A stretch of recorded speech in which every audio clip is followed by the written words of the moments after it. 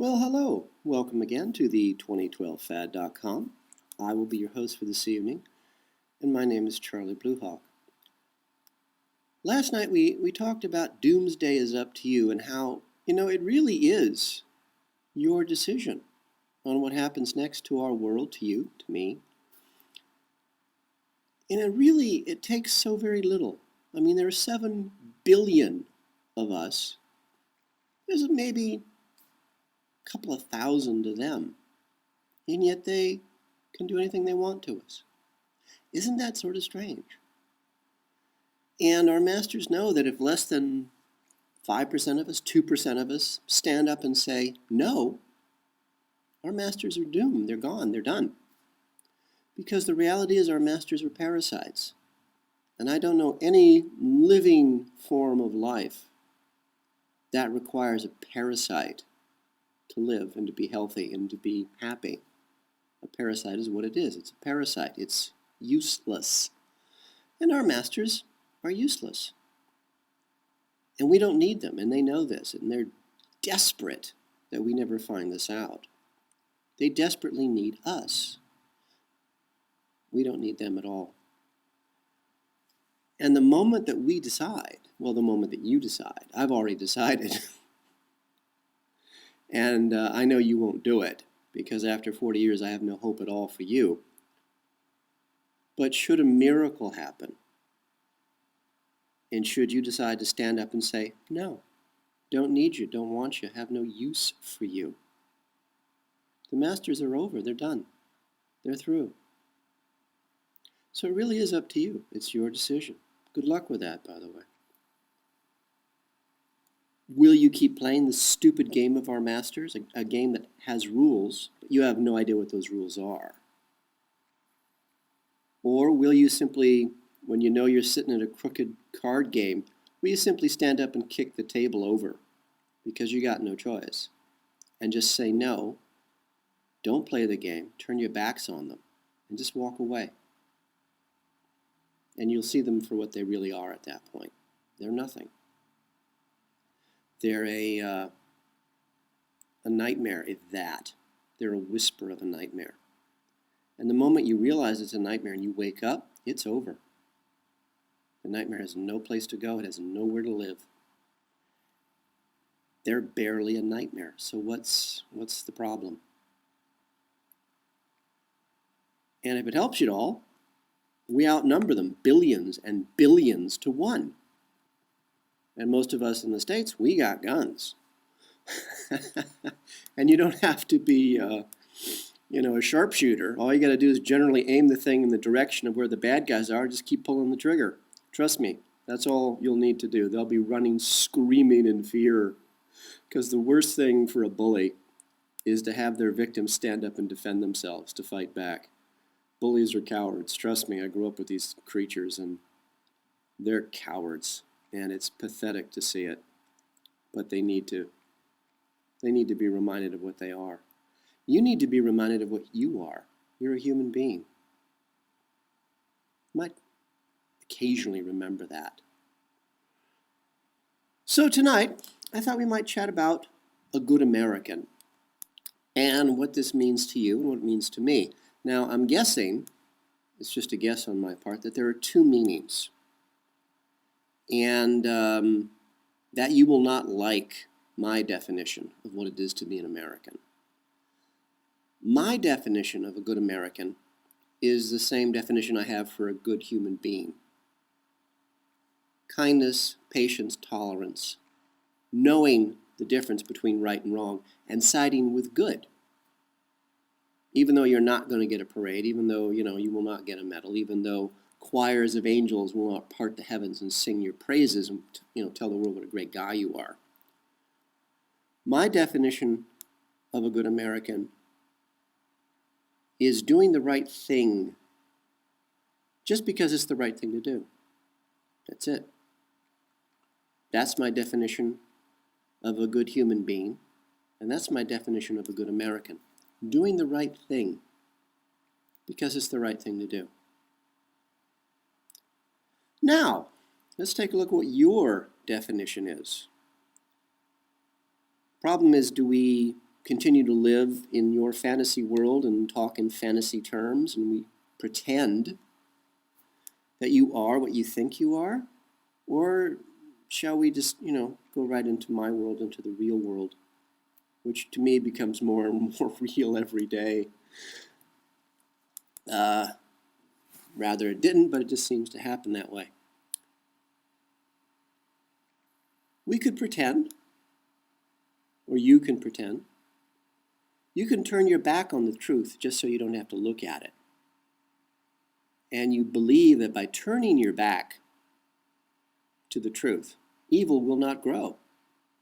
Evil won't flourish and destroy everything good in the world. You believe that by turning your back on the truth, nothing bad will happen. Good for you. You know the interesting thing, I've said this quite often, whenever you confront evil, don't face to face, don't turn your back and run away, because to run away from evil, what's the first thing you have to do? You got to turn your back to it. And then they can do anything they want to you. So don't run away. Don't turn your back on it. Stare it in the eye. Punch it in the nose. From personal experience, I know that bullies, thugs, cowards, monsters, demons, ghouls, goblins, whatever you want to call these things, they're, as we said, parasites, and they're cowards. You stand up to one, you punch it in the nose, it'll actually go away. Because it's not looking for a fight, it's looking for victims. Don't be a victim. Now, in your fantasy world, closing your eyes, you believe that if you don't see evil, then it doesn't exist. It can't hurt you. You actually believe that. You actually believe that if you close your eyes and you don't see evil, evil doesn't exist. Really? Well, again, good luck with you on that one. You actually believe that by covering your ears, you will not hear the screams of the innocents being kidnapped, gang raped, tortured, starved, thrown into prisons all over the world in your name. You know right now that the United States government, such as it is, has what we call coffin ships. Coffin as in putting your body into the ground. Coffin, C-O-F-F-I-N. Coffin ships. Circumnavigating the world. They're prison ships. And since they're in international waters, your government can pick people up off the streets anywhere in the world they want to, put them in these prison ships, these coffin ships, and torture them any way they want. Why? Because they're international waters. So yeah, you cover your ears. You don't have to hear the screams of the innocent. And why is our government doing this? Mostly for the sheer joy of it. There's no other reason. These are innocent people, mostly. The few that are guilty, well, that's actually an accident. So yeah, you just cover your ears. You don't need to hear the screaming of those being tortured in your name. But remember, it's being done in your name. You believe in your fantasy world that if you close your mouth, you put your hands over your mouth so you will not speak out by accident or perhaps scream in horror, when you might accidentally see your government torment your family, your friends, your neighbors, your government stealing your money. They call it taxes. It sounds better that way. But it's stealing. It's a mafia shakedown. So in the movies, you see the mafia coming into a little town in Brooklyn, a suburb in New York, and the mafia starts shaking down store owners. You give us money or we'll burn your building, we'll rape your women, we'll kill your dog, sort of thing. But if you look at those movies, there's only like two guys in a neighborhood filled with maybe thousands of people. Why are you knuckling under? You all pull guns, you'll shoot them in the head. They won't come back. I promise you, they won't come back. So yeah, you live with that fantasy. Cover your mouth with your hands so you don't accidentally scream in horror in case you accidentally see your government destroying you and your family, leaving you homeless, penniless, jobless. Your children living in the family car. That sounds like fun. Or maybe in a tent city where they have lots of other little homeless children to play with. You can get into a tent city if you're lucky. But hey, just don't notice. So there, that's your definition of a good American. Good for you. At least that's, as far as our masters are concerned, that's the definition of a good American. They tell you, as a good American, to ignore everything that you see. Ignore everything that's done to you. Listen to what we tell you.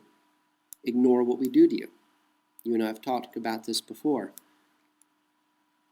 What evil fears is you listen to what they say. Then you watch what they do. If those two things don't add up, guess what? You're being lied to. Stand up. But, we're talking about you being a good American. Just ignore all that. Ignore what's being done to you. Just listen to what they tell you. And when those two things don't match, close your eyes, turn your back, cover your ears, cover your mouth. Just ignore the fact you're being robbed blind and left penniless at the end of the day. That's fine. You're a good American. That's okay. Our masters tell us that to be a good American, you're convinced that killing innocent people in countries on the other side of the world that are no threat to you at all is a really good thing. You're a good American when you approve of landmines being built and dropped on countries that you've never heard of. Now, and you can look this up on the internet, it's there for everyone to see. Our government, and the Israeli government in particular, and the British government, love making landmines that look exactly like toys or pieces of candy brightly wrapped. Now, why would you make a landmine that looks like a toy or a landmine that looks like a brightly wrapped piece of candy? Why would you do that? Well, if you want to hurt children, small children, toddlers, then you make landmines that look like toys. Then you make landmines that look like brightly wrapped pieces of candy. Because little children will be attracted to that. You know what happens when a very small child, a toddler, picks up a landmine made by the US government, made by the British government, made by the Israeli government? You know what happens when a small child picks up a landmine that looks like a toy or a brightly wrapped piece of candy? It explodes. And it cuts that little child in half. Now imagine that you're the parent of that little child in a country on the other side of the world. And you see your toddler blown to pieces by shrapnel. These things are designed to blow up and throw shrapnel, pieces of metal, sideways. They are specifically designed to kill children in the most horrifying way possible. And you're responsible for that. You're a good American. This is done in your name. But you can't see that because you're a good American. You're a good American when you approve of the idea of creating weapons. For example, landmines. For example, phosphorus grenades. Look that one up. Phosphorus grenades. The Israelis love phosphorus grenades. Part of black magic ritual is what they call false light. It's where you burn people alive. Theoretically, you get their soul energy, if you believe in such things. Our masters do. Doesn't matter if you and I do. Our masters who practice black magic believe this. They love setting people on fire and watching them burn alive. Again, particularly children. And the Israelis love phosphorus. They use it on the Palestinians all the time. Phosphorus used to be called Greek fire thousands of years ago. It burns and water won't put it out. It only stops burning when it burns itself out, and it takes a long time to burn itself out. Can you imagine being hit with a piece of phosphorus and it's burning And it burns your flesh, burns your muscle, then burns down to the bone. And it continues to burn until it burns all the way through you. Imagine what that does to a little child. But hey, you're a good American. That doesn't exist because you don't see it, because you close your eyes. You turn your back. You cover your ears, and you close your mouth. You're a good American. You're a good American because you support Israel, one of the most horrifying countries in the world. A country that uses the Palestinian people for animal target practice. It's a country that uses Palestine for urban warfare maneuvers. Now, why do you suppose a little tiny country like Israel, that is hated throughout the world, except by America for some reason, that violates human rights of everyone they meet, even each other? Why do you suppose a little country like Israel is practicing urban warfare maneuvers? Probably the same reason that the U.S. government practices urban warfare maneuvers. They're planning to take over a country. Well, we know the United States government is bringing in foreign troops all the time, giving them U.S. Army uniforms, promising them American citizenship if they'll join the U.S. military, come into the United States, pick up a gun and start killing Americans. And these people, frankly, won't hesitate because you know what? They came from the countries where they saw little children picking up landmines. Killing Americans to them, retribution. Frankly, I don't blame them. But then you're a good American. Please, don't pay attention to this. Don't pay attention to the fact that when the Israelis, the Jews, in the Torah actually tells the Jewish people that they are the only people. And we've talked about this before. No matter what tribe you're from anywhere in the world, no matter what the name of your tribe is, it always translates to the people. And if you're a member of your tribe, then you're a person. Anyone from any other tribe is not a person, therefore they're an animal. Under the Torah, it's perfectly okay for a Jewish man to rape a small child, boy or girl, because they're not Jews. Those small children that they're raping, they're just animals. It's okay. And it's okay for this good Jewish man to then butcher the child he just raped. Again, boy or girl. And it's right and proper and just because he's a Jew, and these children, because they're not Jews, are just animals. Look it up in the Torah. It's in writing. You don't, please, for the love of God, don't take my word for anything. Just look it up. But see, you're a good American. You won't notice that because your eyes are closed. As a good American, you won't notice when your friends and your neighbors and your family, your relatives lose their jobs, lose their home. And then you won't notice when they're forced out of their homes. I have friends in the States who are forced out of their homes or homes are being foreclosed on for no particular reason. And they're forced to sell everything they own just to get out because they're trying to follow the law. But you're a good American. Please, just close your eyes. It's okay. Cover your ears. Turn your back. While these people are being thrown out in the street. Just don't notice. It's not your problem. You're a good American. You're a good American when, as you normally would do, you turn your back on your friends that helped you in the past. They gave you kindness and love and probably cash. Never asked for anything in return. But where were you when they needed you? Well, as a good American, you couldn't be bothered because what's happening to them isn't American. It's not what you're told. It's not what you've seen, right? You can't see it because you turned your back. You can't see it because you closed your eyes. You can't talk about it because you've covered your mouth. And you probably can't hear them because your hands are over your ears. And as a good American, you cannot be bothered to help them at this time because as a good American, you need to forget that these people, these friends of yours, helped you once. You may or may not have asked for help, but they were there for you. So they gave of their own free will, not your problem. You're a good American. You're under no obligation to help your family or your friends. You're a good American.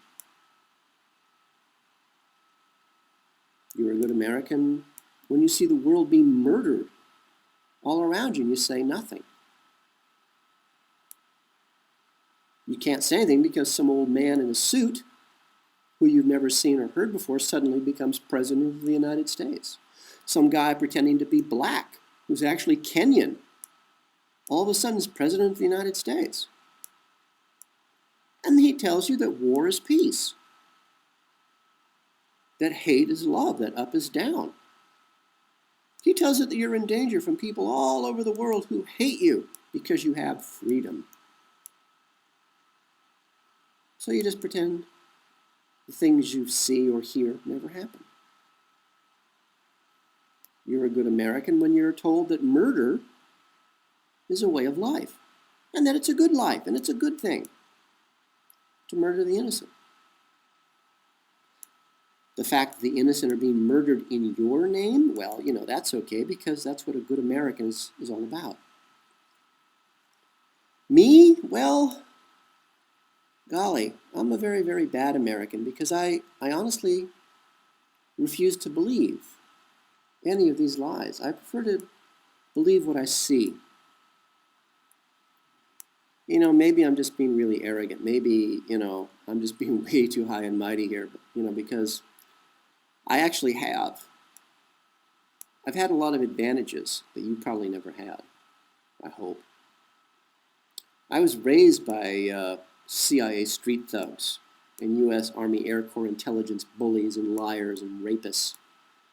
And as part of my CIA conditioning as a very, very small child, it was necessary for the conditioning process that I be tortured and gang raped and beaten and abused on a daily basis.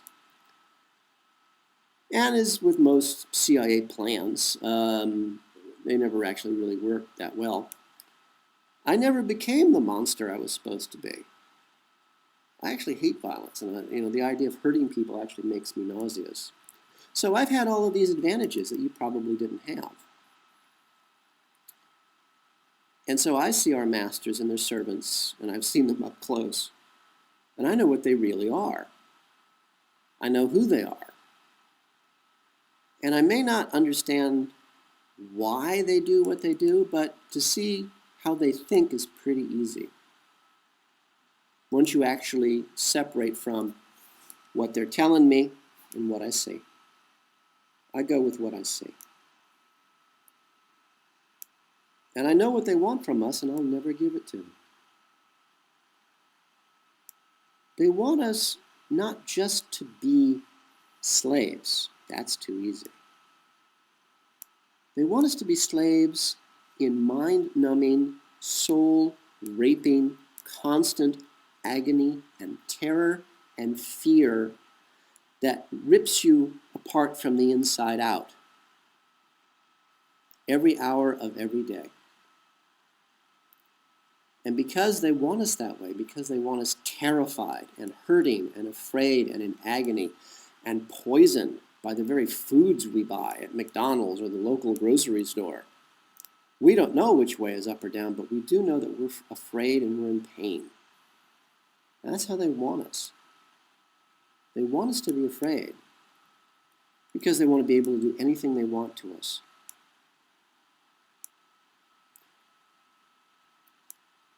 Well, thanks. I've been afraid. I grew up as a whipped dog. I was terrified of everyone and everything. I was in a constant state of fear every waking moment because that's how they wanted me to be. And after decades of that, it just doesn't work for me anymore. I'm 52. It's time to get over it, I hate violence. But I'll tell you something. If they ever decide to come for me, well,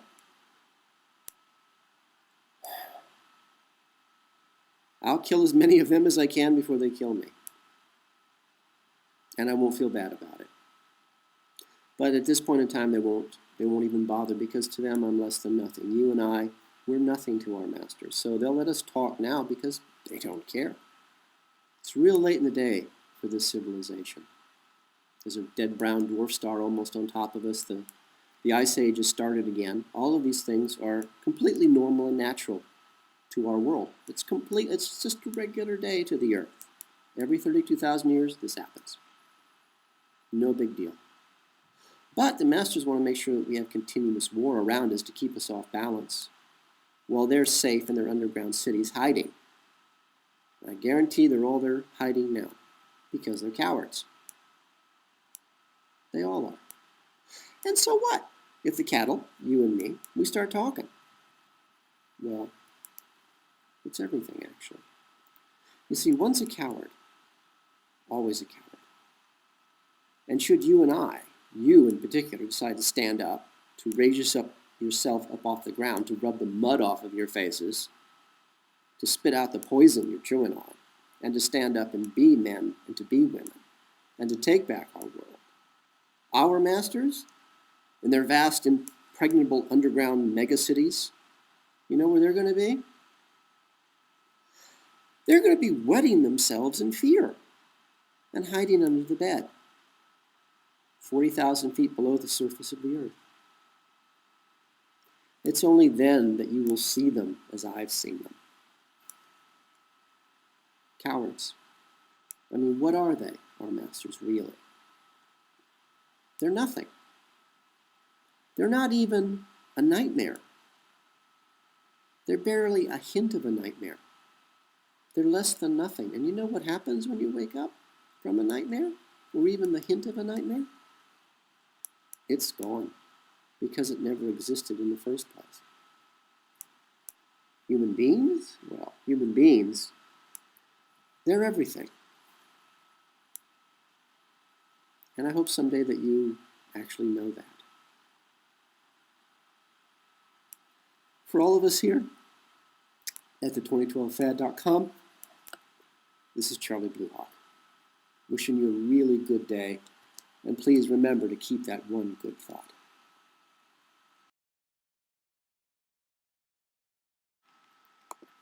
The 2012 Fad is brought to you by Coffee and Blood, Love Letters Between the Dead, a series of 5 erotica horror novels about a fallen angel finding his way back to regain his own soul, and how the CIA war against the human race, their black magic, captures and traps him in the body of a mind-controlled slave designed to hunt down and to kill their god, their Satan.